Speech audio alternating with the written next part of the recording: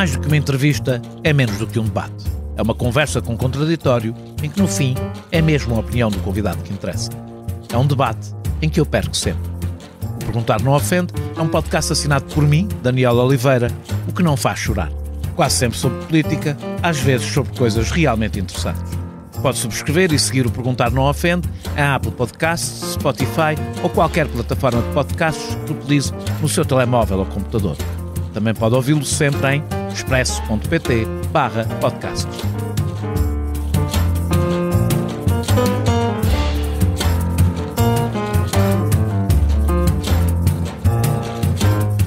O verão de 2023 foi o mais quente desde que há registro no início da Revolução Industrial e por larga margem. Em apenas 3 semanas de distância, a Grécia passou dos piores incêndios florestais de sempre na Europa para as piores cheias no país em muitos anos.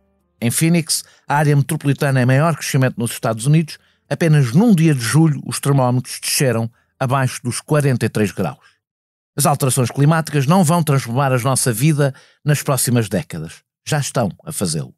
Num artigo recente do Financial Times, John Byrne Murdoch colocou o dedo na ferida. Ao expormos os seus efeitos num futuro mais ou menos longínquo, estamos a usar a mensagem errada para falar de aquecimento global.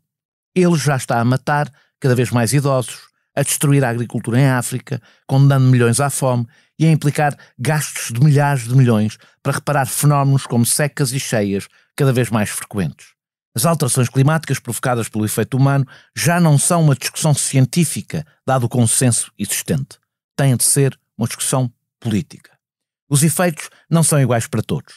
Vão empobrecer ainda mais o sul global, que quase nada contribuiu para o estado a que chegamos. E a transição energética vai gerar milhões de empregos qualificados, deixando pelo caminho um rastro de destruição de empregos e territórios dependentes das energias fósseis. Como compensar estes efeitos é uma discussão política que convém ter quanto antes, sem esperar que as populações reconheçam uma suposta generosidade das medidas para descarbonizar o planeta que as deixa pelo caminho. Ou há equidade nas respostas, não sendo aceitável que se permita a proliferação de jatos particulares enquanto se limita o acesso dos carros ao centro das cidades, ou é nas democracias que a derrota desta agenda será mais violenta. A minha convidada de hoje é Vera Ferreira, mestre em Relações Internacionais, onde trabalhou sobre migrações climáticas e segurança humana, a concluir o doutoramento em Alterações Climáticas e Políticas de Desenvolvimento Sustentável no Instituto de Ciências Sociais da Universidade de Lisboa. A sua tese, Transição Energética em Portugal no Horizonte 2050, centra-se na discussão sobre uma transição energética justa em Portugal. Subscrever o Expresso é ter acesso à melhor informação, a uma vasta oferta de conteúdos exclusivos e à opinião de referência. Subscrever o Expresso é tornar-se membro do nosso clube, poder ser voz ativa de uma comunidade informada e beneficiar de vantagens exclusivas. Subscreva o Expresso em expresso.pt/digital. Expresso. Liberdade para pensar. Muito obrigado, Vera, por teres aceitado este meu convite. Alguns jovens colocaram-se nos portões em frente ao Conselho de Ministros dizendo que está a ser feito pouco e que temos de acabar com os combustíveis fósseis até 2030. O ritmo da descarbonização está a ser demasiado lento ou é o possível? Muito obrigada, Daniel, pelo convite. O ritmo está, efetivamente, a ser demasiado lento. As reivindicações dos jovens que se mobilizam no quadro da greve climática estudantil estão alinhadas com a evidência mais robusta da ciência climática.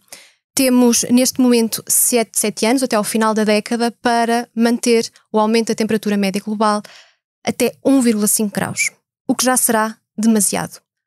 Mas Portugal não é o único nesta corrida para o fundo. Está bem acompanhado pelo resto do mundo. Não está claramente a fazer o suficiente. Ainda assim, há que reconhecer que o governo português tem como objetivo a descarbonização, o corte de emissões de gases com efeito de estufa. Há uma plena consciência de que as renováveis têm que ser incorporadas no mix energético o mais rapidamente possível. Nós já vamos aí às renováveis, é a minha pergunta seguinte, mas deixa-me ainda insistir aqui um bocadinho nisto. É crível conseguimos acabar com os combustíveis fósseis em 7 anos?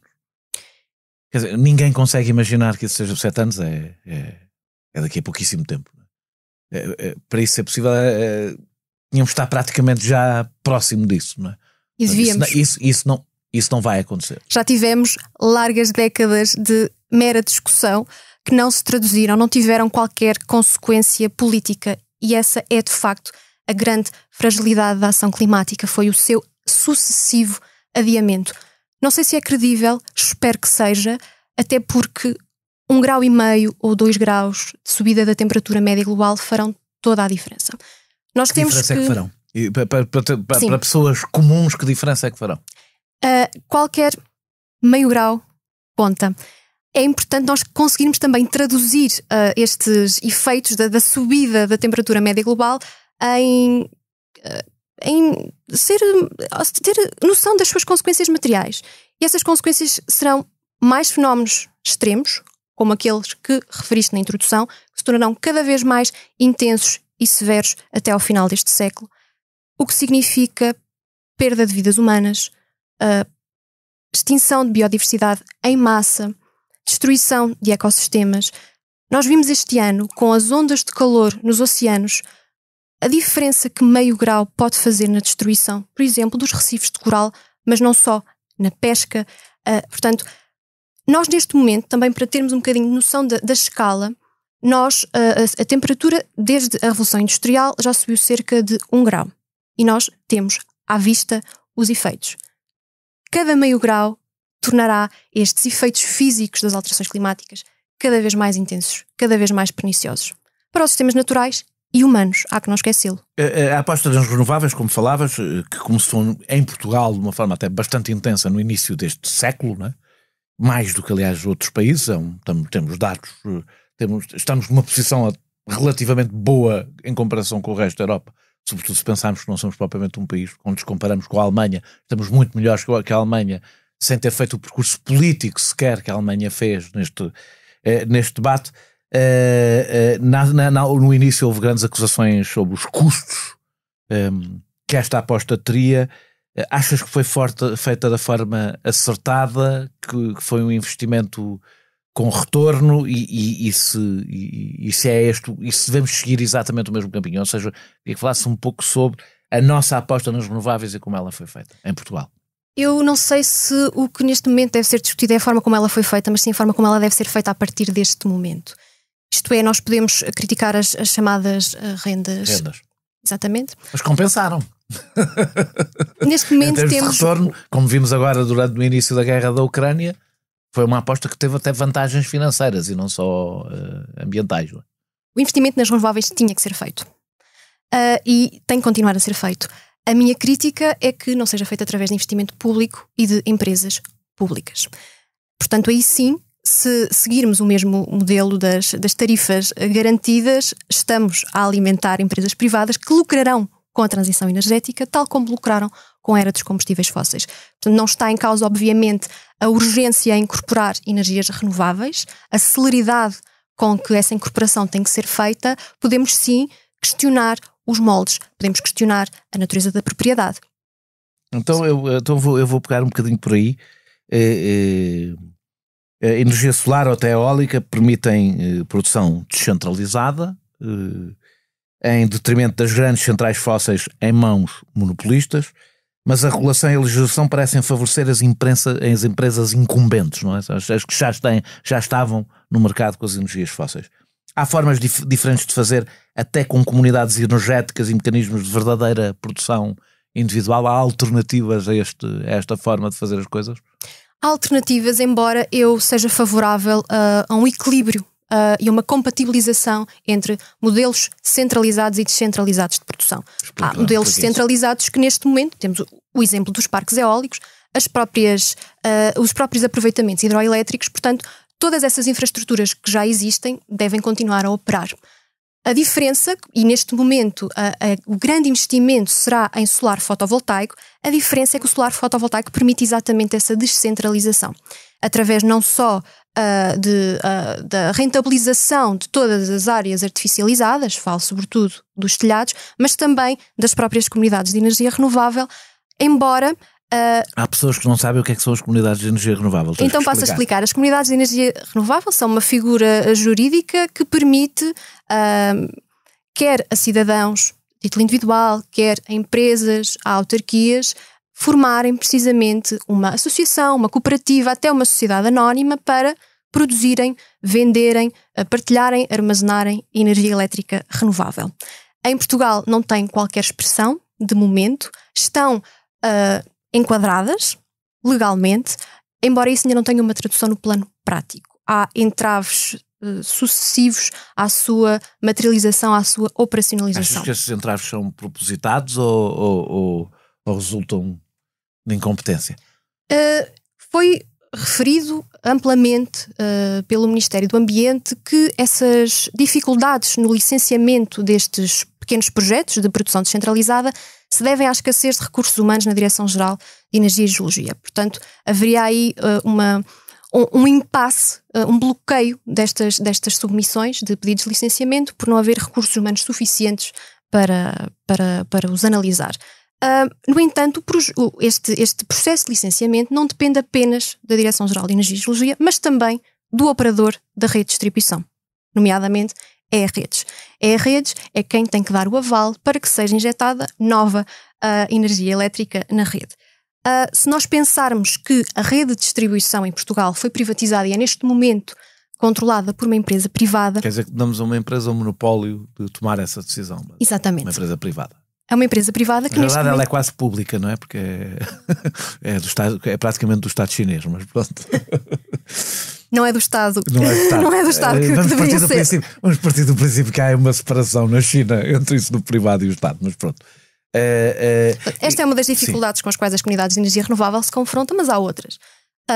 Quem pode aderir a uma comunidade de energia é quem tenha rendimento suficiente para investir em infraestrutura, em capacidade fotovoltaica, que é a tecnologia privilegiada nestes projetos.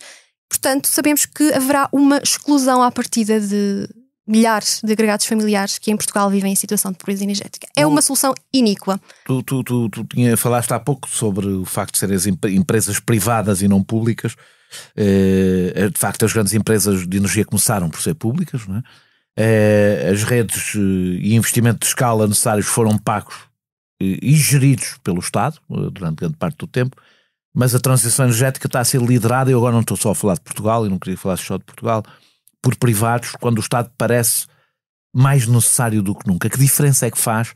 Tu falaste do lucro, há quem argumente, já lá vamos, não precisa desenvolver essa parte, há quem argumente que se der lucro é ainda mais rápido. A experiência diz-nos que se dá lucro há um maior empenho, que as coisas andem depressa. Qual é a vantagem de serem empresas públicas a gerir a rede e a gerir a produção de energia em vez de privadas nesta fase da transição energética? Se nós considerarmos a energia como um bem público, como um direito universal, então os Estados nacionais têm a correlativa obrigação de assegurar a provisão desse bem. Algo que uma empresa privada não tem. Além disso, em Portugal, eu gostaria apenas de retomar o ponto das privatizações para assinalar um aspecto muito importante. Portugal, aliás, é bom que sejamos rigorosos, o governo de Passos Coelho concluiu a privatização da EDP em 2011, no que foi uma escolha meramente política. Nada obrigava a que o comercializador e o produtor fossem privatizados. A lei europeia obriga sim a que haja uma separação estrita, uma cisão das diversas atividades no setor energético. Portanto, a produção, o transporte, a distribuição, a comercialização têm que estar estritamente separadas. Mas sendo o transporte e a distribuição monopólios naturais, existe uma infraestrutura, existe uma rede elétrica nacional de transporte e distribuição. Pelo menos num país como Portugal, não é? Com a dimensão de Portugal, nada obrigaria a que essas redes tivessem sido privatizadas, que as empresas sim tinham que ser, à luz do direito europeu, separadas, mas nada obrigava a que tivessem sido privatizadas. O Estado português podia neste momento ter uma empresa pública a produzir e, no segmento seguinte, a comercializar energia elétrica. Este é apenas um parênteses que eu gostaria de fazer em relação à privatização.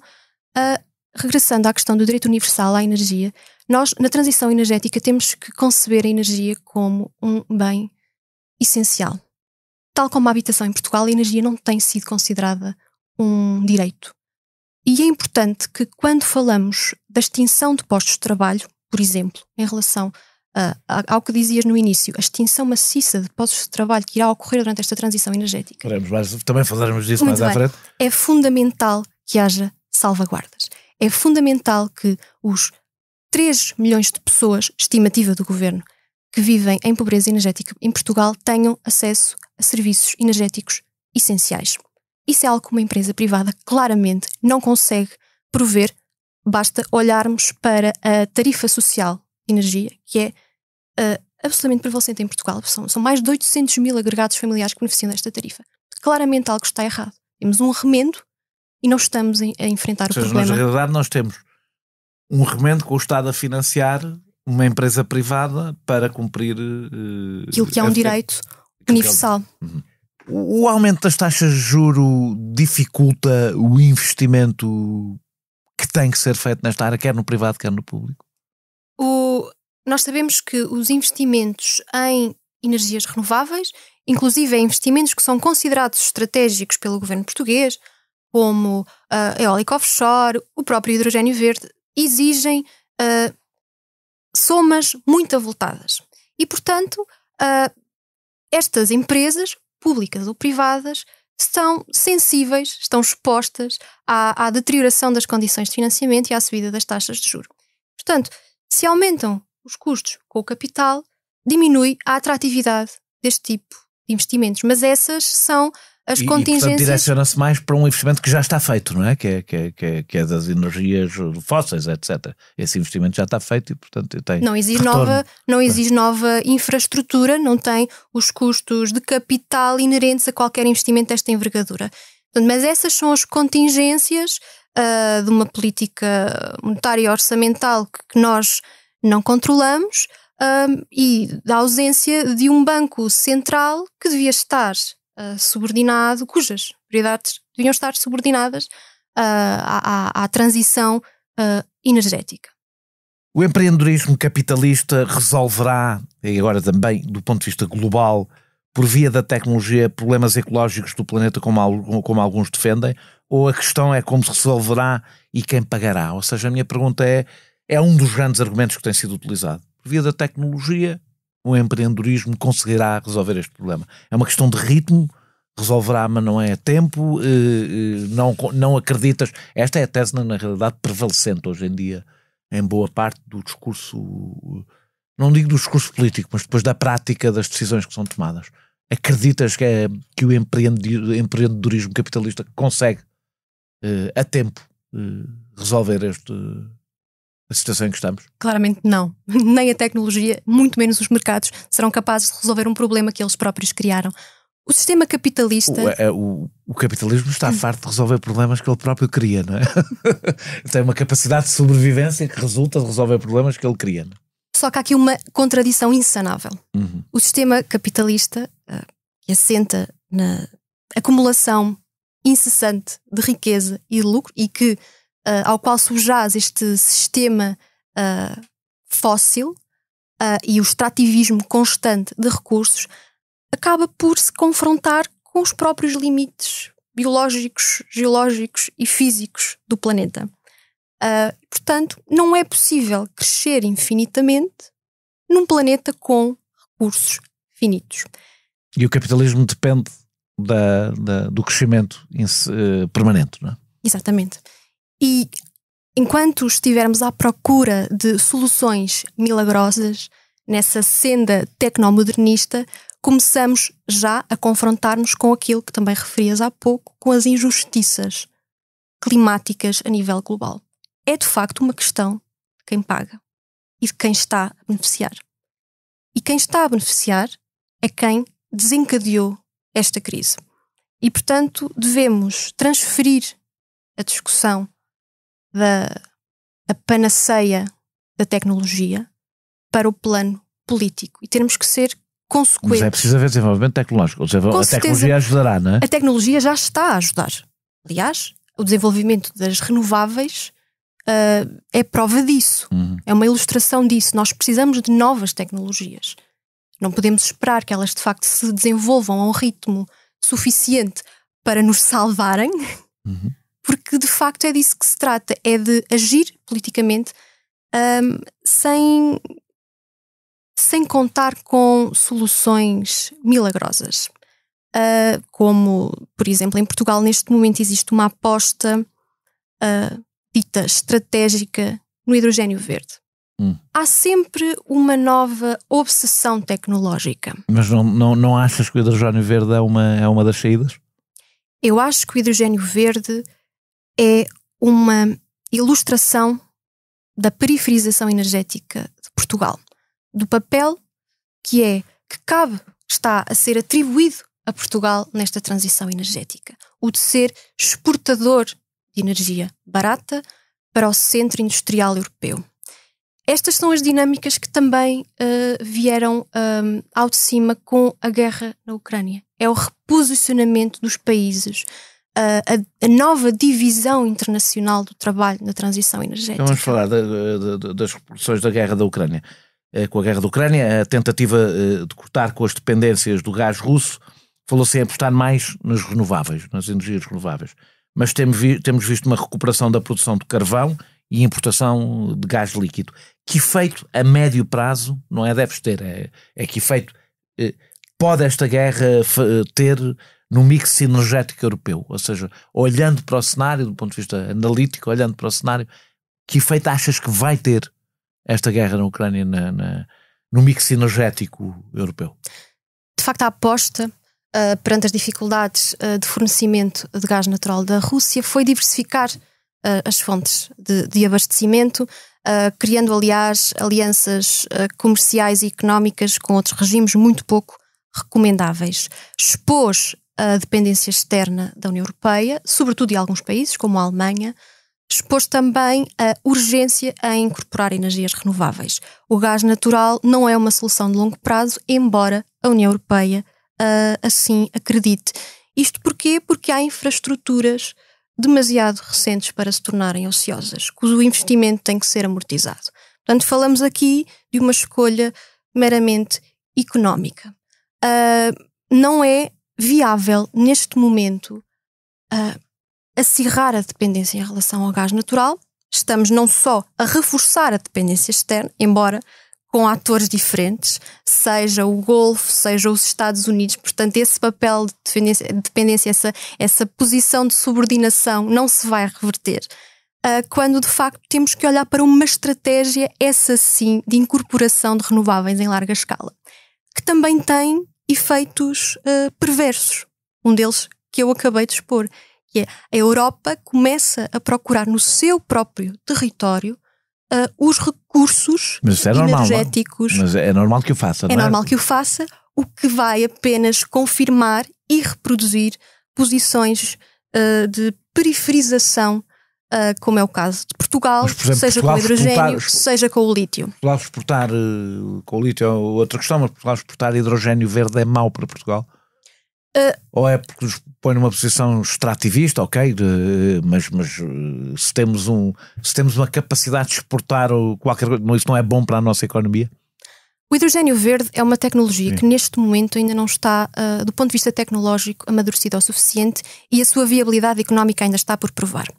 Há também toda a questão técnica do próprio transporte, portanto toda a infraestrutura que seria necessário para transportar esse hidrogênio. O hidrogênio supostamente seria o tal corredor verde que ligaria a Península Ibérica à França. Via dos Pirineus. Há a questão do uso intensivo, quer de energia elétrica renovável, chama-se verde precisamente porque a fonte primária de energia seria, em Portugal, em particular o solar fotovoltaico, é extremamente intensivo em água, porque há um processo de eletrólise que precisa de água, de uma corrente elétrica que vai separar as moléculas do hidrogênio. E é assim que o vai obter. E, portanto, neste momento, o que está previsto, por exemplo, em Sines, é uma reconversão do parque industrial de Sines para a instalação de uma fábrica, creio, de eletrolisadores, para um parque, uma central fotovoltaica gigantesca que irá alimentar única e exclusivamente uma fábrica de hidrogênio verde. E, portanto, pergunto-me, estamos a utilizar recursos naturais escassos, solo, que em Portugal também é bastante escasso, como aliás começamos a ver pelas controvérsias em torno da instalação de fotovoltaico centralizado. Portanto, estamos a esgotar os nossos recursos para continuar numa posição de dependência em relação à Europa. Tudo na sociedade é energia, não é? Portanto, Estamos a falar da maior transformação, ou seja, esta transição que se quer fazer seria a maior transformação do modelo económico e, por isso, político e geopolítico. Desde a primeira Revolução Industrial e, provavelmente, tão ou mais profundo que a primeira Revolução Industrial. É possível ir mais rápido sem provocar um terremoto social, económico e político? Ou seja, uma transformação deste género. Quando vejo, por exemplo, eu não estou a discutir a necessidade, mas quando se diz é preciso, por exemplo, até 2030 acabar com a energia fóssil. A revolução que isso significaria numa década dificilmente deixaria alguma estrutura económica e política e social que temos de pé. Daniel, mas esse retrato, essa imagem, esse terremoto social e político ocorrerá num cenário de intensificação das alterações climáticas. As consequências das alterações climáticas serão infinitamente superiores. E, portanto, temos que agir sabendo que haverá vencedores e perdedores. Temos é que, pela primeira vez na história, tentar que os perdedores não sejam os mesmos. O facto de ser a primeira vez na história, provavelmente serão os mesmos. Exatamente. Mas, de facto, é uma escala sem precedentes na história da humanidade. E, portanto, a discussão tem que ser política. Quem é que vai ter que deixar de... Quando se fala, por exemplo, na questão dos estilos de vida e do consumo, nós temos que perceber que há uma classe de facto que vai ter de deixar de consumir como consome. Mas essa classe não é aquela que legitimamente está neste momento a sair da pobreza. Portanto, é uma questão de escolhas políticas. Esse terremoto social e político só pode ser, não direi evitado, mas amenizado se houver um movimento de base, uma base ampla de apoio. Eu diria mesmo se as massas forem o respaldo democrático desta transição energética. Tu escreveste num texto que não basta que a transição seja verde para que se torne automaticamente justa. Para fazer uma provocação, temos de voltar ao velho slogan: os ricos que paguem a crise energética? Os ricos que paguem a crise energética. Exatamente. Quando eu digo que não é automaticamente justa do ponto de vista social, é precisamente porque neste momento o que nós assistimos é uma suposta transição energética baseada no consumo verde. Participa na transição energética quem tem meios financeiros para substituir equipamentos, adquirir um automóvel elétrico, para ostentar uma moral burguesa verde. Sim. Portanto, ir a supermercados biológicos, alterar a sua dieta. Portanto, neste momento... Um dos grandes problemas, do meu ponto de vista, sempre que se aposta na transformação social e política por via do consumo, é porque ela limita-se a repetir a desigualdade que já existe no consumo, não é? Com certeza. Quem pode consumir verde, ou supostamente verde, porque aí também já poderíamos entrar noutra discussão, falo-á. Quem não pode continuará a ser excluído. E daí retomo a questão do direito universal à energia. O direito universal à energia é o direito universal à habitação, é o direito universal ao trabalho. E estes direitos não podem jamais ficar esquecidos na transição energética, caso contrário, aí sim haverá contestação social legítima. Não nos podemos esquecer esta mensagem. Eu sei que às vezes pode parecer um slogan que tem vindo a ser esvaziado, mas é importante intensificá-lo. Fim do mundo, fim do mês, a mesma luta. O que é que isso quer dizer? Quer dizer que só dando direitos às pessoas, só assegurando que o seu nível de vida se mantém ou melhora, é que esta transição energética será legítima e poderá de facto contar com o respaldo democrático que é necessário para concretizar. Pegando na ideia do consumo, há aqui uma... ao mesmo tempo que se fez uma grande campanha e conseguiu-se que as pessoas deixassem de usar palhinhas de plástico, na altura foi gozado e eu defendi. Acho que é uma mudança de consumo que não custa rigorosamente nada e, como se viu, foi rapidíssima e facílima, mas ao mesmo tempo que isso aconteceu, milhares de jatos privados voam todos os dias e eu não sabia que só muito recentemente é que começaram a pagar uma taxa. Eu nem sequer sabia que não pagavam. Não torna difícil promover politicamente. Para promover politicamente não basta decisões, é preciso ter apoio para tomar essas decisões. Apoio, pelo menos nas democracias, é preciso ter apoio democrático. Não é difícil convencer as pessoas quando é tão evidente já essa diferença de critérios. Eu, do meu ponto de vista, tirando talvez chefes de Estado, não devia haver jatos privados, ponto final. Sim, a discrepância, essa discrepância é, aliás, incompreensível e até diria mais, é abominável. Quando nós sabemos que entre 1990 e 2015 o 1% mais rico da população mundial emitiu 2 vezes mais carbono do que a metade mais pobre, que corresponde a 3 mil milhões de pessoas, nós sabemos claramente qual o consumo que tem que ser atacado. São jatos privados. Que é mais rápido, é mais fácil. É mais rápido, é mais eficaz. Sobretudo é mais eficaz. Os jatos privados, as grandes mansões, os carros, quer dizer, tudo isso. Os carros de alta cilindrada.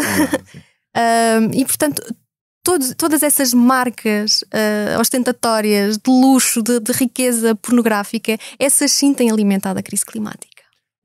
Há aqui uma questão. Na realidade, o debate em torno das alterações climáticas, apesar de haver muitos negacionistas e um discurso, mas tem sido relativamente consensual, pelo menos dentro de um espaço muito alargado do ponto de vista político. O que tu aqui dizes quebra com esse consenso, ignora uma parte da população e ignora as escolhas políticas que têm que ser feitas. Quando te referes ao consenso... É o consenso quando a Greta começou a fazer os primeiros protestos e houve manifestações, até as escolas organizaram os miúdos para participar nas manifestações e era uma coisa um pouco kumbaya, vamos pôr a coisa assim, dizer assim, ou seja, tirando os negacionistas, tirando as pessoas que recusam que existe o problema, entre as pessoas que são, felizmente a maioria, que aceitam que o problema existe, havia um consenso sobre, é preciso... Estamos a chegar a uma fase em que esse consenso se torna mais difícil porque se tem que fazer escolhas políticas mais difíceis? Eu duvido da existência desse consenso, para começar. Tanto que ele nunca se traduziu em ação. Em Portugal, por exemplo, traduziu-se nas energias renováveis. Em Portugal tem vindo a ter algumas expressões insuficientes. Somos, apesar de tudo, um bom exemplo na Europa. Somos, apesar de tudo, um bom exemplo na Europa. Podíamos ser ainda mais ambiciosos, temos condições para isso. Aliás, Portugal tem até uma posição relativamente privilegiada e não quer ser mal interpretada quando emprega este adjetivo. Isto porque, como vimos também com a guerra na Ucrânia, Portugal está desligado do resto da Europa continental. A sua única fronteira terrestre é a Espanha, portanto temos algumas interligações com a Espanha, que por sua vez tem algumas interligações com a França, mas a Península Ibérica foi considerada uma ilha energética, precisamente porque não tem uma dependência no abastecimento em relação ao resto da Europa. E isso torna-nos, do meu ponto de vista, numa exceção que deveria conduzir a uma ação mais autónoma, relativamente mais autónoma. Ou seja, em relação conseguimos ser totalmente autossustentáveis, que somos em parte, não é? Não somos completamente, mas é disso que estás a falar ou mais do que isso? Estou a falar de uma coordenação com Espanha, uma articulação da Península Ibérica, obviamente sempre articulada também na esfera europeia e internacional, mas que a Península Ibérica tenha uma gestão integrada, que aliás neste momento existe um operador de distribuição da Península Ibérica e portanto que se mantenha também na transição energética e que Portugal, quando necessita e necessitará de importar eletricidade renovável de Espanha, isso aconteça sem percalços de maior. Estamos a falar de 2 parceiros, 2 aliados que devem ser também e sobretudo neste momento de transição energética, quando precisamos de um sistema que garanta, por um lado, o acesso universal e por outro a segurança do abastecimento. Portanto, é crucial que haja uma gestão integrada do sistema energético ao nível da distribuição. Não, a grande necessidade que a guerra da Ucrânia, o debate que a guerra da Ucrânia levantou sobre as nossas ligações com França, as ligações da Península Ibérica com França, para ti não são uma prioridade. São uma vantagem não estarmos muito ligados ao resto da Europa. Isso, aliás, foi confirmado com todo o debate em relação ao gás natural. Em Portugal teve pouca repercussão, isto é, na altura de facto, houve um certo receio, e daí a criação do mecanismo ibérico, houve a fixação do preço do gás natural, utilizado na produção de eletricidade, para que o preço do gás natural não contaminasse a produção de eletricidade. Mas não sendo Portugal dependente do gás natural proveniente da Rússia, nós conseguimos ficar numa posição relativamente resguardada, porque a nossa dependência externa é em relação a outros fornecedores. Portanto, temos a Galp, que importa, por exemplo, tem o seu maior fornecedor na Nigéria, também importamos gás natural liquefeito dos Estados Unidos. Essa posição de dependência não é vantajosa, obviamente. Portanto, aqui o que eu defendo é, de facto, uma posição conjunta da Península Ibérica. Eu acho que é importante que a Península Ibérica se afirme neste contexto de transição energética e que não seja subordinada a esta e não seja secundarizada no papel que desempenha, sendo apenas um território de passagem, seja do hidrogênio verde, seja do lítio. Enquanto os jovens exigem mais medidas, o metro ligeiro de superfície na região de Lisboa vai ficar mais curto, em Louros, porque os moradores do bairro não querem perder lugares de estacionamento. É um dos muitos exemplos, podia estar aqui a falar imensos exemplos, já vamos falar de outros um pouco mais complicados, mas como é que se resolve esta resistência da maioria? E aqui não estamos a falar de uma resistência, estamos a falar de substituir num bairro, estou a dar este exemplo porque este exemplo é bom, lugares de estacionamento por acesso ao metropolitano. Portanto, meio de transporte individual substituído por meio de transporte público. Não há uma razão para dizer, não, mas é que estão a impedir-me de ter o carro quando os transportes não funcionam. Não há nada melhor, não deve haver nada melhor do que ter um metro à porta de casa do ponto de vista de mobilidade. Como é que nós conseguimos vencer esta resistência? Estamos a falar em democracia, porque a democracia há uma separação muito confortável, não é? Que é ao povo e há uns 1%, mas depois há ali muitos por cento no meio que também conseguiram qualquer coisa, não é? Mas algumas das coisas não são essenciais e que não está muito disponível para abdicar delas. Como é que isto se resolve numa democracia onde é a maioria que decide? Existe de facto uma resistência à perda dessas marcas que comprovam no fundo a ascensão económica e social. O carro é um desses exemplos mais ilustrativos. O acesso ao carro é ilustrador de uma certa ascensão social e, portanto, é uma conquista para muitas famílias. Estamos aqui a falar mais do que o direito ao carro. É do direito à mobilidade. E é do não direito... existe um direito ao carro, existe um direito Exatamente. à mobilidade. Existe um direito à mobilidade. Existe, ou melhor, infelizmente, em Lisboa julgo que já não, um direito à cidade. Um direito a circular, a habitar, a sentar. Lisboa e Porto já perderam na cidade. Esse direito desapareceu. Portanto, esse direito só é concretizável para a maioria das pessoas através de transportes públicos elétricos, de qualidade, confortáveis, com uma rede que consiga chegar... E como é que se convence as pessoas disso? Eu acho que as pessoas ficarão convencidas se perceberem que isso não altera em nada a sua qualidade de vida. Ter transportes públicos à porta é, infelizmente para muitos ainda, um privilégio. Sim. Tem que se tornar aqui banal. Ainda por cima estamos a falar de um transporte público ou metropolitano, ou seja, que é um transporte, é o transporte público mais confortável, mais fiável, também mais caro.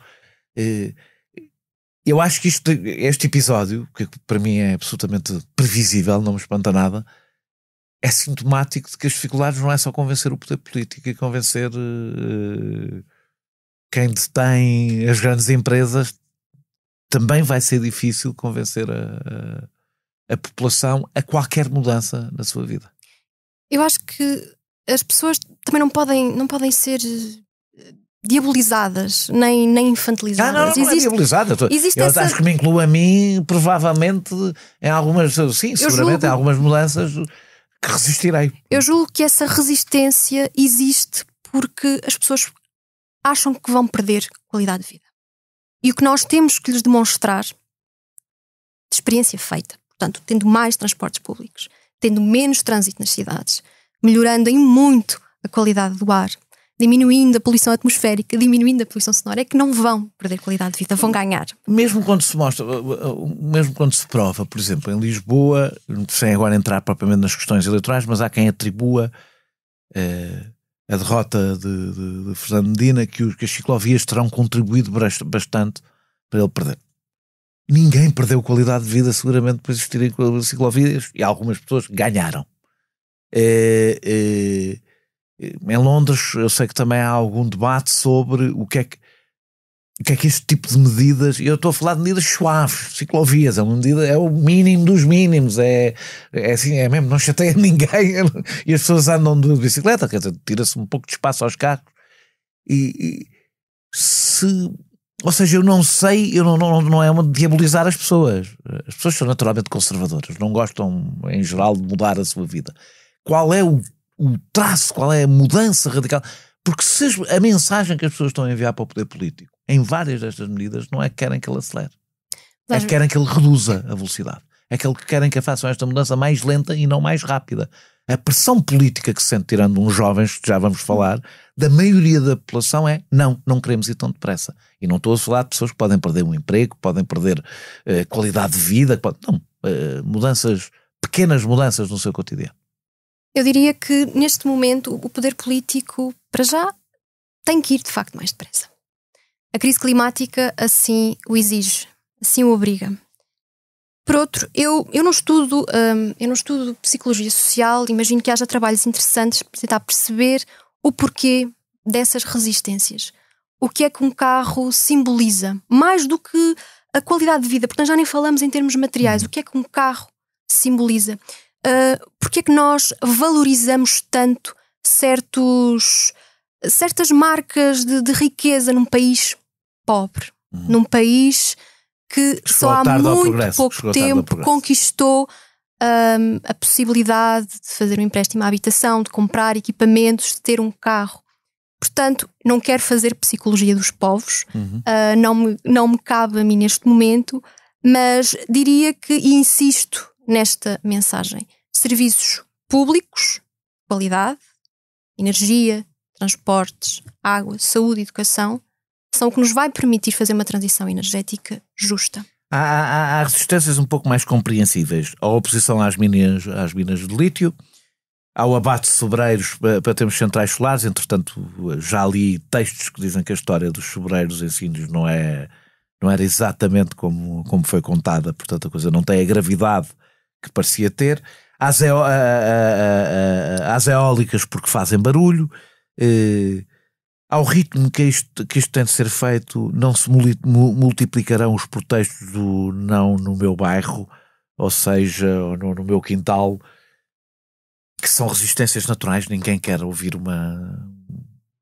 ou seja, há várias destes equipamentos que criam problemas na vida das pessoas. O facto disto ter que ser feito muito depressa não levará inevitavelmente a conflitos. Portugal até agora não tinha de facto uma tradição de controvérsias em torno das energias renováveis. Isto é relativamente original no nosso país. Começou a expandir-se, não é? Exatamente, e sobretudo porque está cada vez mais visível, está cada vez mais próximo das pessoas. Mas eu discordaria em classificar esses exemplos específicos que referiste como... Eles são diferentes uns dos outros. Eles são diferentes uns dos outros e sobretudo eu não os colocaria na categoria de não no meu quintal, para traduzir literalmente a expressão em inglês. Isto, por exemplo, o caso... Not in my backyard. Exatamente. Era só porque eu gosto de dizer as coisas em português. Dou o exemplo do lítio. O exemplo do lítio, estamos aqui a falar de património agrícola que está a ser ameaçado pela atividade mineira. Portanto, colocado em termos muito simples, é disto que se trata. Portanto, há uma reivindicação legítima por parte das populações das terras do Barroso e há uma rejeição legítima porque elas ainda por cima estão enquadradas, elas estão aliadas com movimentos internacionais. Portanto, elas não querem o lítio ali, mas também não o querem na América Latina. Portanto, há uma solidariedade internacional. Depende do tipo de transição energética que queiramos conduzir. Mas precisamos do lítio para as baterias, certo? Precisamos do lítio para as baterias, mas precisamos ainda mais de outro tipo de... É porque há um problema, é porque há posições legítimas, em todas as mudanças há posições legítimas que entram em conflito e são ambas legítimas, não é? A minha questão é possível fazer uma transição energética justa, mais equilibrada, na distribuição de sacrifícios, tudo, sem sacrifícios? Mas sacrifícios para quem? Para todos. É essa a minha questão. Que seja, para mas todos. Não são todos. Eu digo, mesmo que seja equilibrado, mesmo que seja justo, para todos. Ou seja, nós, quando fazemos uma linha de comboio, que são necessárias, há pessoas que vão ser prejudicadas quando é feita uma linha de comboio. Ficam sem a sua propriedade, a linha de comboio passa ao lado da sua casa, etc, etc. E as pessoas, legitimamente, aquelas pessoas, a sua vida vai piorar. A daquelas pessoas vai piorar. A da maioria vai melhorar, a daquelas pessoas vai piorar. E a minha preocupação é se não há uma tentativa, às vezes, há algum discurso, de fazer a quadratura do círculo, achando esta transição energética pode ser feita, só 1% é que tem que sofrer, as outras pessoas não vão sentir rigorosamente nada. Eu estou centrando-me agora no lítio. Se assumimos que é preciso lítio, podemos assumir que não é preciso lítio. Ele vem de algum lado, não é? Onde existe. A minha questão é para onde é que vai esse lítio? O valor acrescentado é que fica em Portugal. Se as reservas são de facto assim tão rentáveis do ponto de vista económico e sobretudo qual será o balanço nas próximas décadas? Não é um ouro branco. De facto compensou destruir aquele património? Compensou? Achas que não? Eu acho que não. Estamos a falar de património irrecuperável. Danos que serão, infelizmente, muitíssimo difíceis de mitigar. E para quê? Para um elefante branco? Já falaste um bocadinho sobre isso, eu não sei. Mas já agora também em relação à questão do fotovoltaico centralizado, creio que era um dos exemplos. Era isso que eu ia dizer. Ou seja, as grandes, em todos os sítios onde aparece fotovoltaico em maior dimensão, as pessoas não querem, naturalmente, porque as pessoas mais próximas do fotovoltaico, mais uma vez a vida delas vai piorar, não vai melhorar. E no entanto, mesmo que haja, podes desenvolver isso, a produção local, não é? Produção própria e local, vão continuar a ser precisos parques de fotovoltaico para outro tipo de consumo. Como é que se resolve isto? Podes desenvolver também a parte da concentração e desconcentração. Da descentralização. Descentralização. O solar fotovoltaico centralizado é necessário. Temos aqui que ponderar então o que é que vamos sacrificar. Vamos sacrificar terra produtiva, agrícola, vamos sacrificar as atividades económicas locais, já nem sequer falo do valor paisagístico. Também conta já agora. Que também conta. Que é sempre tratado como se fosse um luxo, não é? Não é um luxo. E sobretudo a relação que as pessoas estabeleceram com a terra. A vivência cotidiana daquelas comunidades vai-se alterar e isso não é despiciando. Portanto, há um valor cultural associado à terra, não só económico, de onde essas pessoas, evidentemente, extraem as suas fontes de rendimento. Estes projetos têm, aliás, sido muito polémicos dentro das próprias comunidades. Criam-se ressentimentos, há um deslaçamento do tecido social porque as empresas, e é o ponto onde eu quero chegar, as grandes empresas, e no caso, por exemplo, do Alentejo, falamos não só das empresas que já nos são familiares, empresas privadas, nomeadamente empresas espanholas, mas falamos também de fundos de investimento que neste momento utilizam o solar fotovoltaico como a nova fronteira dos seus lucros. Estas populações, uma vez mais, não diabolizam a tecnologia, propõem alternativas. As alternativas passariam, por exemplo, pela criação de comunidades de energia e, portanto, aí descentralizar a produção fotovoltaica, mas, sobretudo, que possam participar na gestão da produção daquela eletricidade renovável e decidir acerca dos seus usos finais. Aquelas pessoas não sabem para que é que o seu território vai ser sacrificado em nome da transição energética, mas da transição energética de quem? Aquela energia, aliás, não por acaso... A indústria precisa de energia, portanto, para além da produção. Que indústria? E isso leva-nos a outra discussão. Leva-nos à discussão da política industrial, do planeamento industrial e de quais os usos legítimos para essa energia, porque neste momento a energia, falo concretamente do Alentejo litoral, essa energia vai alimentar o novo polo convertido de Sines, para o qual está previsto, para além do projeto do hidrogênio verde, um data center que exige quantidades astronómicas de energia. Portanto, é este o tipo de especialização que Portugal quer ter na transição energética? É essa a minha questão. Portanto, estamos a falar de um modelo de produção, certo? Estamos a falar da escala, da dimensão que essas centrais fotovoltaicas vão ter, mas estamos a falar também, e sobretudo do meu ponto de vista, dos usos dessa energia. Serão supérfluos? É a minha questão. Faz sentido ter todo este discurso e estar a debater a localização de um novo aeroporto para termos mais capacidade para receber mais aviões?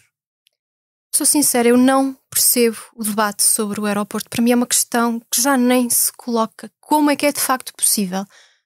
Fico perplexa, embora não surpreendida, que Portugal continue a insistir neste modelo de especialização em serviços, turismo mais especificamente, sem também ter em consideração os impactos ecológicos desse mesmo turismo, e que esteja disposto a um investimento absolutamente escandaloso numa infraestrutura que se irá tornar obsoleta dentro de poucas décadas. Neste momento nós somos uma ilha, não é? Portugal é uma ilha. Com Espanha no meio, não temos TGV, não temos outras ligações. Exatamente por isso temos que criar alternativas ferroviárias. Portugal está décadas atrasado em relação à Espanha no que diz respeito à alta velocidade. Portanto, é crucial que o investimento se dirija para a modernização, a expansão e a eletrificação da ferrovia, para nos ligar à Europa.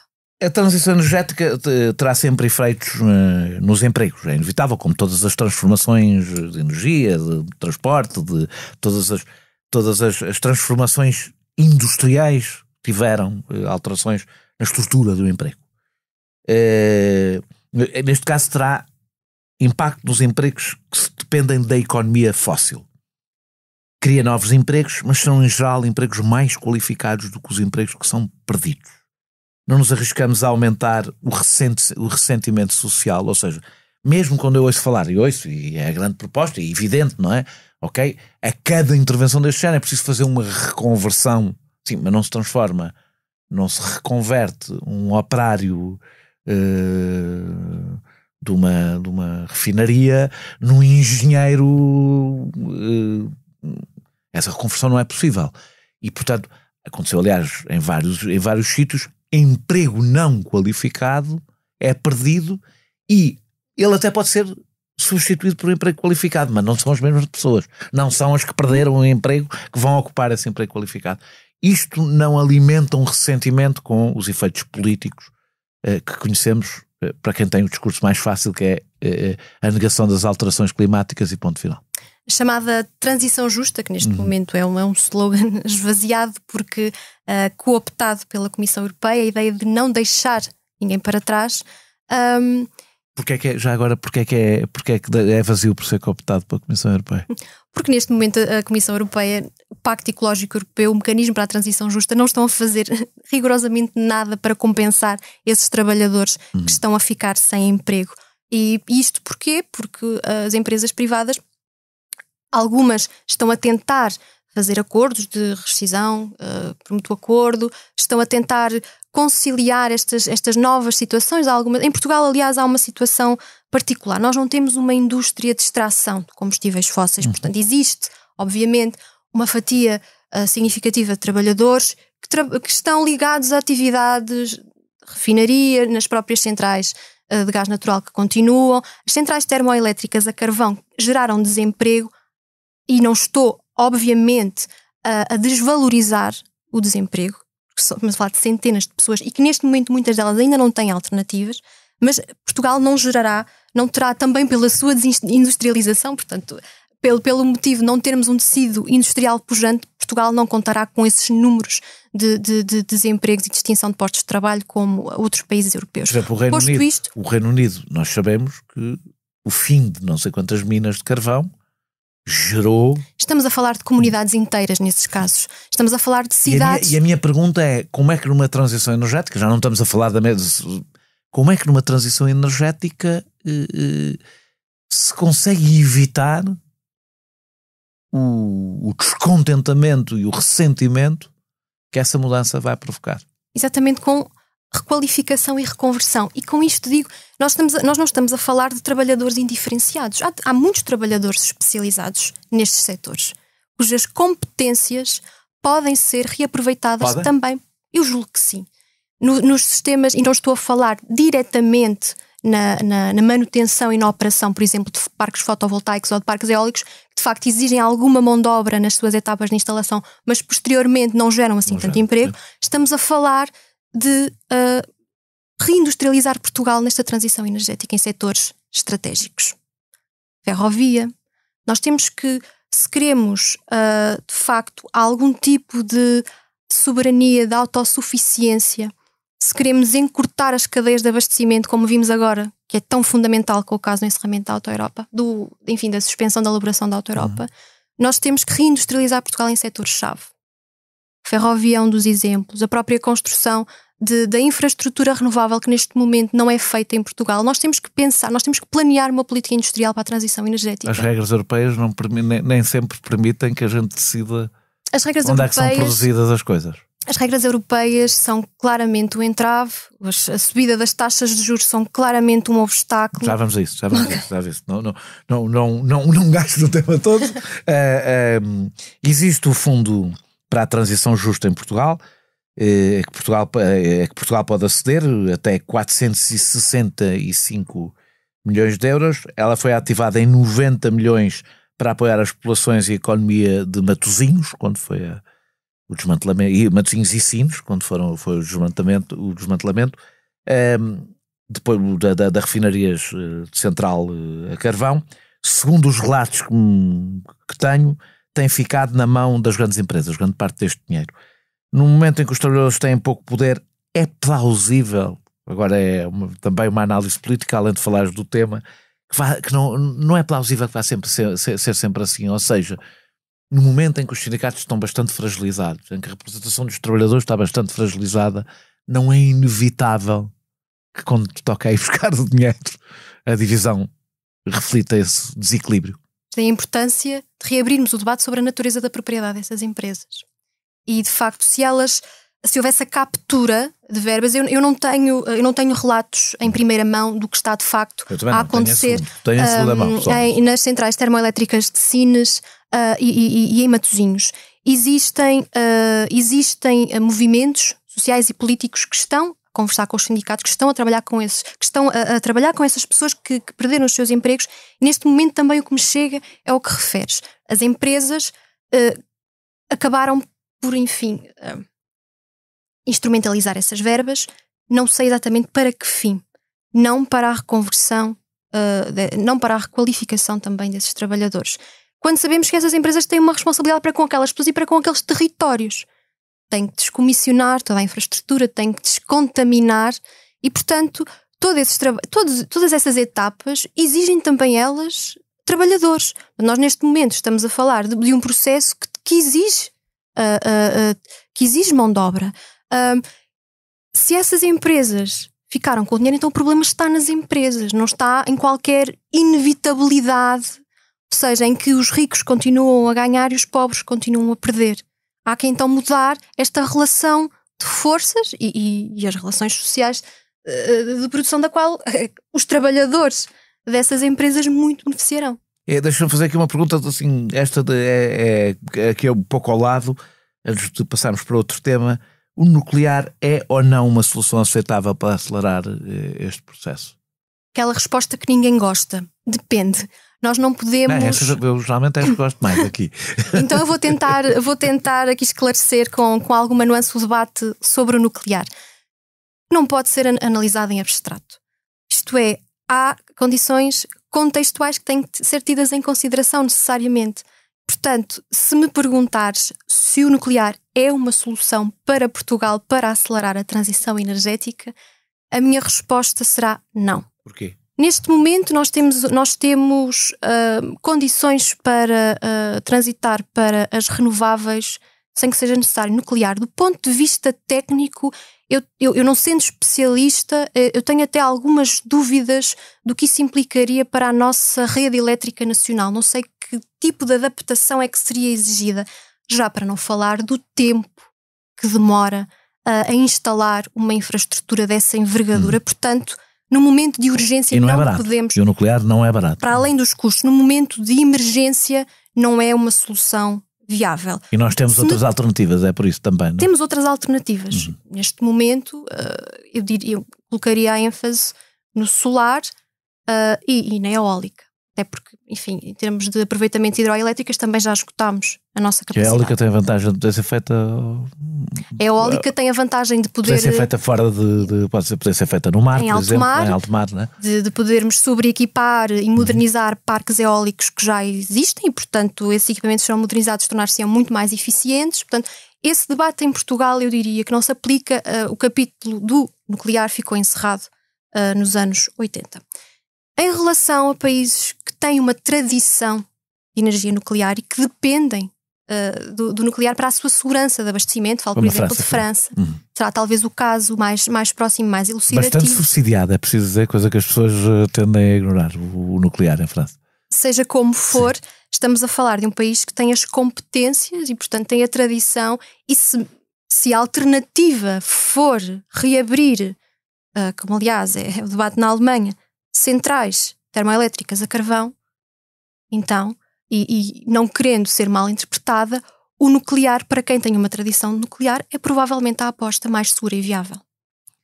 75% dos painéis solares do mundo são produzidos na China, apesar de só ter entrado nesta corrida a sério a partir de 2018. Não é complicado ficar dependente de um único país, como vimos, aliás, durante o Covid? Daí eu há pouco referir a importância de encurtar cadeias de abastecimento. O que também se traduz, eu daria apenas uma expressão àquilo que tu acabaste de dizer, que é desglobalização. Nós precisamos de facto de certa soberania em setores estratégicos. E eu dou aqui um exemplo, porque quando se fala de dependência externa, nós de facto só tendemos a visualizá-la quando já é tarde demais. O caso do Covid é reflexo disso, mas um exemplo mais recente é precisamente o da suspensão da elaboração da Auto-Europa. Foi dado várias semanas, não é, em que estava previsto a paragem por causa da falta de uma peça muito específica que vinha da Eslovénia. Ora, eu acho que a comunicação social não tem dado a devida ênfase a este aspecto. A fábrica da Eslovénia foi obrigada a encerrar porque ficou parcialmente destruída por causa das inundações históricas que assolaram aquele país. As alterações climáticas vão criar situações, ou seja, serão cada vez mais frequentes situações deste género. Portanto, nós estando dependentes de uma peça que vem do outro lado da Europa, com as alterações climáticas a intensificarem-se, com fenómenos extremos que vão colocar em causa a produção, para produzirmos carros para o resto da Europa. Portanto, há aqui uma certa ironia trágica, mas que reflete precisamente essa interligação, essa dependência do exterior, que as alterações climáticas vão certamente comprometer, seja na fase de produção, seja no próprio transporte. Esses eventos climáticos extremos, quer dizer, nenhum parque industrial ou tecnológico está livre de ser parcialmente destruído por causa de um desses eventos extremos. O clima está a mudar, mas nem todos os países serão afetados da mesma forma. Os países mais afetados até serão os que menos poluíram até hoje. A África é a mais vulnerável, a Europa é a mais segura, é a que sentirá menos, apesar de tudo, de efeitos do que outros continentes. Por estar mais desenvolvida, por facto, quando há uma inundação na Índia, quando há uma inundação na Eslovénia, o número de mortes não é o mesmo, não é? A sua capacidade de adaptação é totalmente diferente. O Sul deve ser compensado pelo esforço que tem ele próprio de fazer. O mundo dito ocidental tem uma responsabilidade histórica no desencadeamento das alterações climáticas e, portanto, uma dívida ecológica de justiça social para com os países em desenvolvimento.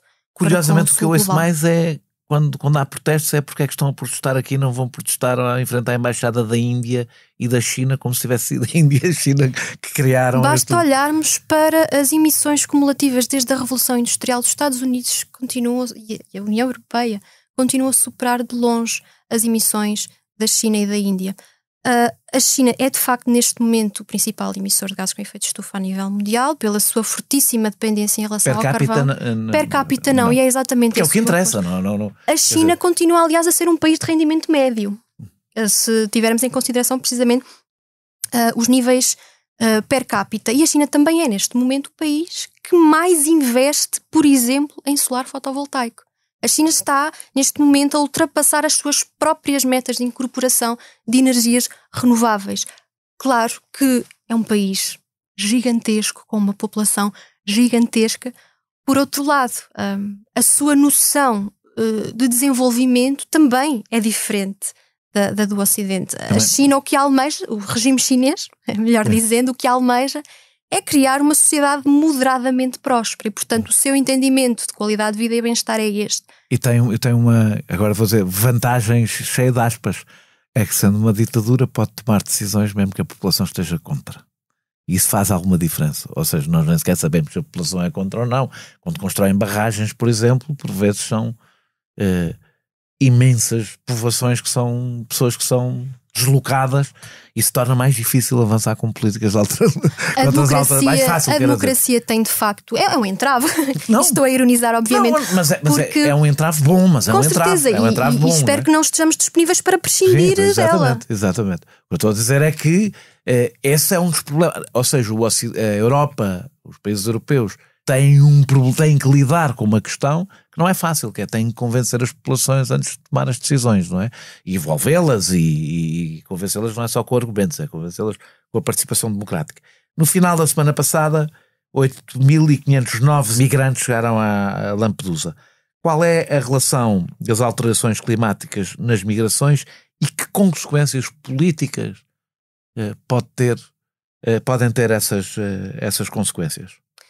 As alterações climáticas são aquilo que pode ser designado como um multiplicador de ameaças, ou seja, elas não atuam no vazio. Estamos a falar de um fenómeno que vai visibilizar, que vai reproduzir e acentuar crises, policrises, que vai expor desigualdades e exclusões multidimensionais, que vai expor a fragilidade de muitos Estados. Portanto, em contextos estruturalmente mais precários do ponto de vista político, do ponto de vista económico, o seu efeito será certamente muito mais catastrófico. Em relação às migrações, há algum número sobre qual é a quantidade de migrantes que não deve ser fácil separar as coisas, não é? Mas que resultam das alterações climáticas? Eu tenho algumas dificuldades, e não só eu, portanto, cientistas que se debruçam sobre este tema, em estabelecer um nexo causal direto entre as alterações climáticas e as migrações, precisamente porque tende a obscurecer todos estes fatores que contribuem para a deslocação. O mesmo não é dizer, obviamente, que no caso de um fenómeno extremo, as populações são obrigadas a deslocar, são forçadas a abandonar os seus locais habituais de residência. Só que também sabemos que essas migrações ou essas deslocações internas, na maioria do caso, deslocações internas, as pessoas acabam por não sair das próprias fronteiras do país, ou então vão para os países limítrofes. E também sabemos, ou projeta-se, não quero ser demasiado taxativas, ninguém tem quaisquer certezas absolutas neste debate, mas a maioria dos movimentos migratórios está projetado em dinâmicas sul-sul, portanto no sul global. A fatia das pessoas que chega à Europa e que enfrenta obstáculos e condições absolutamente dramáticas é ainda assim uma minoria da massa humana que estará em movimento devido às alterações climáticas ou por, de facto, por este desencadear. Porque é difícil, se há fome. Exatamente. A probabilidade de haver conflitos políticos é maior, a probabilidade de haver uma guerra é maior, a probabilidade de haver migrações é maior. Mas todos estes fatores estão entrosados e se influenciam mutuamente. Sim. As alterações climáticas também se podem tornar na justificação conveniente para esquecer outras dimensões políticas e económicas. Quando atribuímos, por exemplo, o desencadear de um conflito armado diretamente às alterações climáticas, estamos a negligenciar tudo o resto e, portanto, o que também é conveniente para a extrema-direita, claro, porque vai associar diretamente alterações climáticas a migrações. Isso é prejudicial, é errado do ponto de vista científico e politicamente é sem dúvida um erro crasso deixar que a extrema-direita coopte totalmente o discurso sobre as migrações. Portanto, falamos... Já está a fazê-lo e é a sua principal arma... Já está a fazê-lo, aliás, de uma forma institucional. Sua principal arma de Meloni já é a principal porta-voz da Europa sobre o que é que devem ser as políticas de migração. Por isso é importante esclarecer como é que estes movimentos migratórios se vão desencadear e é sobretudo importante perceber que a Europa não será nem de perto nem de longe o continente mais afetado pela deslocação destas massas humanas. Como é que se diz à Índia que não pode desenvolver como a Europa e os Estados Unidos o fizeram, à custa da poluição e do consumo de recursos naturais, porque o planeta não aguenta? Não temos de encontrar formas de alternativas de compensação, ou seja, podemos dizer à Índia que não pode seguir o caminho que a Europa e os Estados Unidos seguiram? Eu espero que a Índia não siga o caminho que a Europa e os Estados Unidos seguiram, porque isso os livrou, infelizmente, também de enormes desigualdades. Espero que a Índia trace o seu próprio caminho e que faça uma transição imediata para as energias renováveis, sem ter que passar pelos combustíveis fósseis, ou pelo menos sem que a sua dependência, que já existe, se agrave. É obviamente injusto e politicamente, uma vez mais, seria um erro tremendo a exigir, numa postura neocolonialista, que países não se desenvolvam porque o planeta já não aguenta. Há uma dívida histórica por parte do mundo ocidental em relação a esses países. Esses próprios países têm entendimentos diferentes do que é qualidade de vida, do que é bem-estar, e isso há pouco referiu com o exemplo da China, que com todas as suas fragilidades, mas não podemos também achar que estes países vão querer necessariamente replicar o que se passou no Ocidente. Podem escolher os seus próprios modelos de desenvolvimento, e é importante também que se diga que as trajetórias de transição energética são contextuais. Têm que ser adaptadas nós somos um exemplo disso, ou seja, Portugal, pelas suas fragilidades, foi até rápido, foi mais rápido que outros porque se industrializou menos e mais tarde e desindustrializou, foi mais rápido nas energias renováveis, não é? Claro que nós neste momento é uma posição muito confortável exigir aos países para onde deslocalizamos a produção e consequentemente as emissões de gases com efeito de estufa, para não falar da hipocrisia tremenda, é de facto muito confortável exigir-lhes que sejam eles a fazer o esforço quando não é de todo isso que deve acontecer. Na mesma linha, se o mundo, não é o Ocidente, o mundo inteiro deveria contribuir financeiramente e solidariamente para a preservação da Amazónia, que tem bastante importância. Ou seja, o Bolsonaro na realidade dizia isso: querem que eu proteja a Amazónia, paga. E nisso pode-se dizer que ele tinha razão. Ou seja, não é legítimo dizer o Brasil tem uma parte razoável do seu território que é muito importante para o planeta, preservem e paguem essa preservação sozinhos. São bens comuns da humanidade e que desempenham um papel fundamental na regulação do sistema climático terrestre, portanto têm uma influência de escala planetária. Então é justo que todas as partes reunidas, por exemplo, na Convenção Quadro das Nações Unidas para as Alterações Climáticas, contribuam para a preservação desse património. Toda essa biodiversidade, já para não falar, uma expressão que eu detesto, mas dos serviços dos ecossistemas que nos são mais do que serviços, na verdade dádivas, porque nós não pagamos por eles. Isso deve ser uma tarefa, uma missão de todos os Estados. Que balanço fazes do mercado de carbono? Os mercados de carbono, o seu falhanço está à vista. Não sei, talvez convenha aqui esclarecer sinteticamente no fundo são sistemas de comércio onde se compram e vendem créditos de carbono. De emissão, não é? Exatamente. Na prática, as empresas estão a comprar o seu direito a poluir, a emitir dióxido de carbono, sendo que o objetivo destes mercados seria precisamente travar estas emissões, o que não se verificou. E, portanto, se tornou um negócio especulativo. Hoje tornou-se um negócio especulativo. Não só as empresas compram o seu direito a poluir, como ainda lucram com isso. Como é que lucram? Como é que funciona exatamente esse lucro? Se puder, ou seja, na própria venda, se ela não precisar desses créditos de carbono, venda outros que precisem, e portanto... Um artigo da opinião do Financial Times, que eu aliás falei na introdução, chamava a atenção para a forma como se está a comunicar, alertando para os riscos que sofremos daqui a uma década, quando o clima já mudou. Eu dei o exemplo de Phoenix, que é a cidade que mais cresceu, e em julho só teve uma vez temperatura um dia abaixo de 43 graus, ou da Grécia, o que aconteceu na Grécia em 3 semanas. não é preciso ser mais dramático na exposição do que já mudou. É porque quando nós falamos às pessoas de subir meio grau, vai fazer isto, é uma coisa abstrata para as pessoas. Não nos devíamos concentrar mais na comunicação sobre relação ao que já está a acontecer. E já está a acontecer. De comunicação, não achas que há um erro? Há um erro comunicacional na forma como se fala deste tema? É muitíssimo difícil transmitir a mensagem da urgência em travar a crise climática, porque pode haver efeitos muito contrastantes e ambos contraproducentes.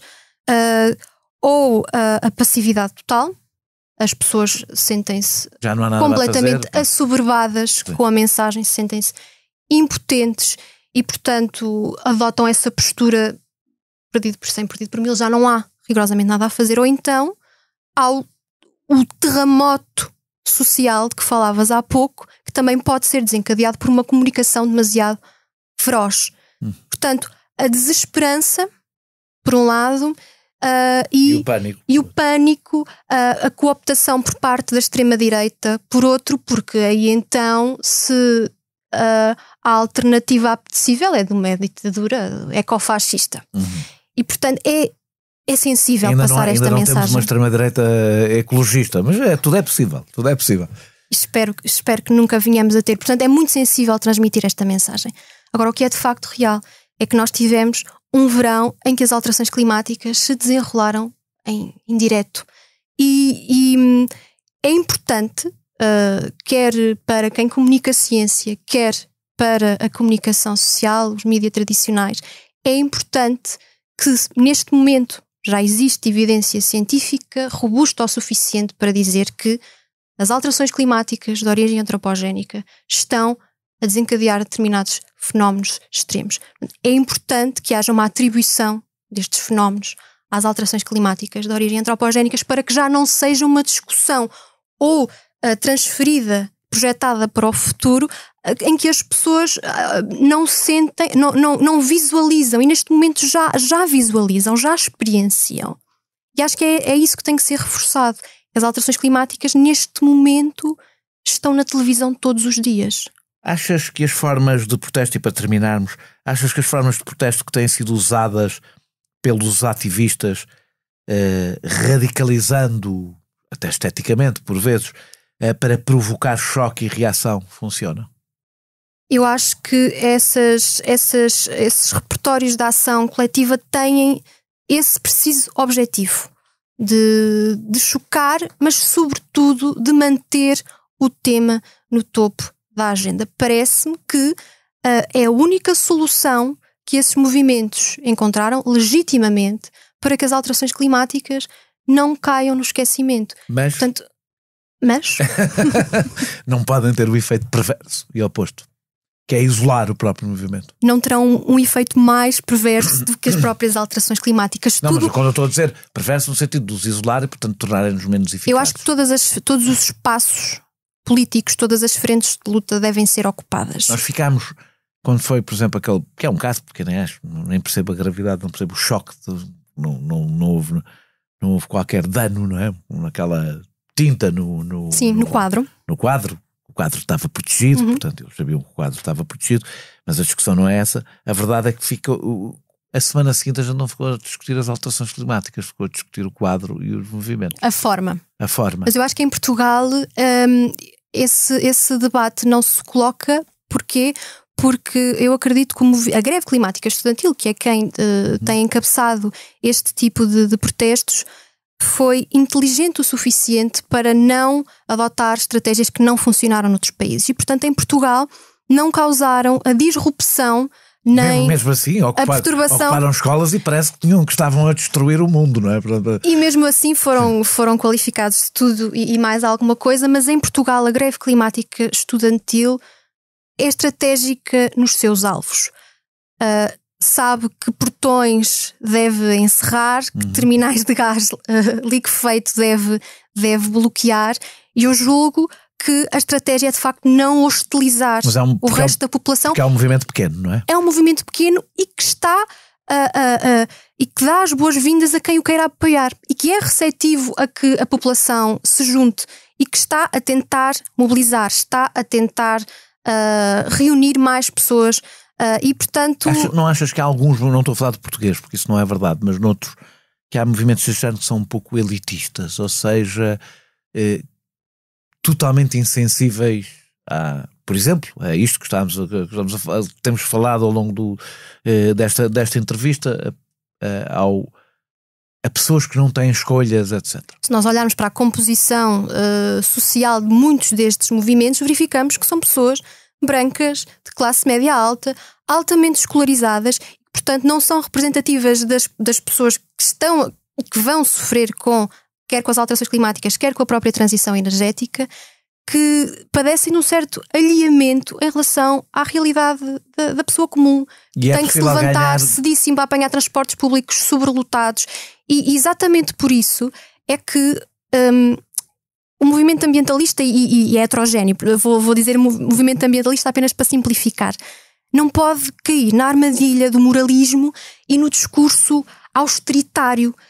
E, portanto, que é o discurso típico que coloca nos indivíduos a maior responsabilidade, quer através das suas mudanças de estilo de vida, da forma como se deslocam, da sua alimentação. Estes movimentos têm que estar enraizados nas comunidades. Caso contrário, perdem qualquer adesão entre as suas reivindicações e a realidade da maioria das populações. Muito obrigado, Vera, por esta conversa. Nós regressamos brevemente com outro convidado ou convidada. Este episódio teve a produção e edição de João Martins, música de Mário Lajinha, grafismo de Tiago Pereira Santos a partir de ilustração de Vera Tavares.